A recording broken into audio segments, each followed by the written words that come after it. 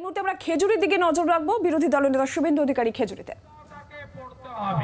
গীতার একটা লাইন আছে, ধর্ম রক্ষতি রক্ষিত।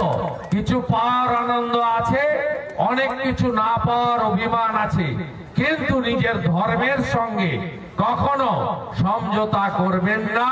গীতা পড়বেন, বাড়িতে তুলসী স্থাপন করবেন, শাঁখ বাজাবেন, সন্ধ্যাবেলা প্রদীপ প্রজ্বলন করা, অমাবস্যা পূর্ণিমা পালন করা, কার্তিক মাস দামোদর মাস পালন করা, কীর্তন ভজনে অংশগ্রহণ করা, রামায়ণ মহাভারত রামচরিত মানস হনুমান চালিসা এগুলোতে নিজেকে কিছুটা যুক্ত করার মধ্য দিয়ে আমাদের দেশের এই সনাতনী সংস্কৃতিকে আপনারা অক্ষয় অমর করে রাখবেন।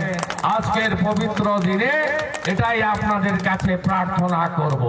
সাথে সাথে পশ্চিম বাংলায় আমি এটা রাজনীতির কথা বলছি না, যারা হিন্দুদের বিরোধিতা করে, যারা হিন্দুদের আমরা ধ্বজ নিয়ে ঘুরলে বলে সাম্প্রদায়িক, এই শক্তি থেকে আপনারা দূরে থাকবেন।